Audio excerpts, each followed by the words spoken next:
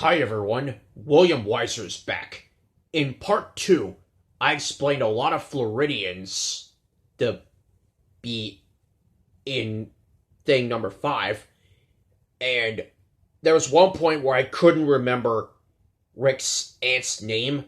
I found out that her name is Diana Grello, who is there with Rick and his family for his birthday. And I also learned that Rick's eyes, like mine, are sort of brown or hazel. So, let's continue on with the list.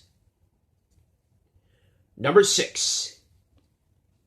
Our favorite aim dances to 2 songs with the audio version of Last One Standing. As a lot of people are aware of, one of the special features is me doing the wonderful wobbly dance to Last One Standing. The reason why it's my favorite aim dance is that I love everything about it, and Rick is doing the dance again and again and again and dance to Who Let the Dogs Out because of the 5th time that the Boobas look at the camera with a funny sound effect that made him and I laugh. And, so, yeah, even mentioning that makes me laugh. Now, with the audio version of Last One Standing, before I found that, I know that people have uploaded the Last One Standing song, and the version that I saw of it at first, in the middle of Max Schneider singing his part, there's a little bit of laughter from the live studio audience, and it's during this scene where Nelson Baxter, played by Noah Crawford, gets grabbed to be on stage and play his part of the band. And so that was the first version of that song that I was aware of. A few weeks ago, I found an audio version of Last One Standing, which was uploaded by a channel called The Chosen One. And The Chosen One is really The Chosen One's YouTube channel's name. So, I'm still going to be dancing to that version with Symphony Miller and Max Schneider singing it. And the audio version has no laugh track in it. And this past weekend, for the first time, I got to show somebody how it works. And that would be Sammy's girlfriend, Kiana. And she loved it. And hopefully others will love it when I show everybody how it works.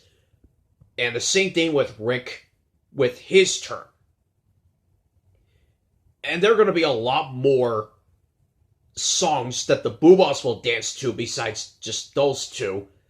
Especially with 1 or 2 other things as we get further down to it on the list.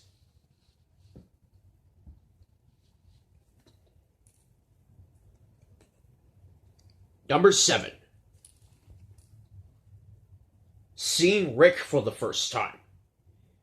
As mentioned on part 2 of this list, Rick can be seen on a lot of live stream videos on Ben LaMancha's channel. There, he can be seen along with Ben, Matthew Walters, Donnie Bajer, not Danny Bajer, and a few others that I don't know of. And mentioning the eyes, that was where I first saw Rick for the first time in April, and I noticed that the style of his eyes and the style of his hair is kind of like mine.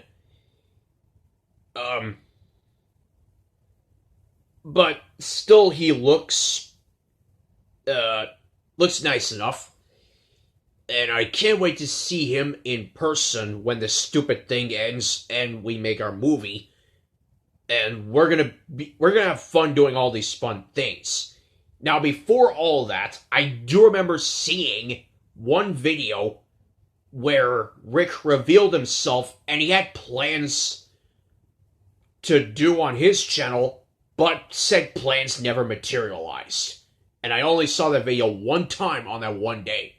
Now, he can be seen on Ben LaMancha's live stream videos and Donnie Bajer's VHS openings for, I think, every Blue's Clues video released in the US.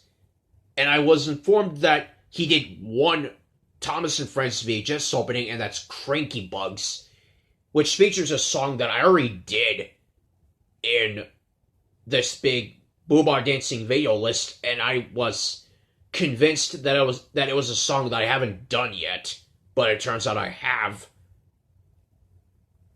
And that's all I know about it. And in the meantime, Rick is now doing more live streams with people either from Florida or from other states because of his birthday.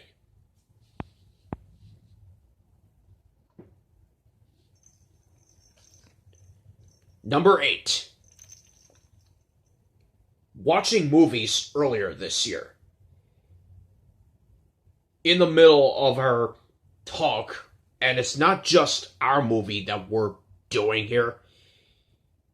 In the middle of our talk for today, he said that I was watching a basketball movie earlier this year, and I asked him what basketball movie was I watching, and he said that it depends on what movie I have.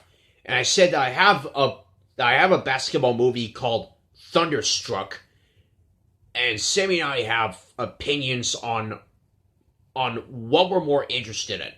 Since Sammy is a huge basketball fan, he's there for Kevin Durant, and this is his only movie. And for me, yes, I'm there for Kevin Durant also, but not just him, but also Taylor Gray, who you may know him nowadays as the voice of Ezra Bridger on Star Wars Rebels, which I already did the Boobas dancing to the Star Wars Rebels theme. But before both of those two things, he played Bucket on the short-lived Nickelodeon series Bucket and Skinner's Epic Adventures. And as far as I know, that's the only Nickelodeon thing that Taylor Gray has ever done. Other than his appearance on Brain Surge when he and Dylan Lane, with this Dylan spelled Dillon, not to confuse him with the host of Chain Reaction. When those two made it to round 2, but that was as far as they went. And yesterday, I know that people are well aware of hand-drawn Disney movies, but there are only a few hand-drawn animated DreamWorks movies, and I have 2 of them, and I just watched the 2 that I have last night. They are Sinbad, Legend of the Seven Seas, and Sinbad the actor is not in it. Instead, it's Brad Pitt, Catherine Zeta-Jones, and many more. And the other one is Spirit, Stallion of the Cimarron, which is a horse-related movie. And I mentioned to Kiana a few more of those movies, like The Prince of Egypt, Joseph the King of Dreams, and The Road to El Dorado.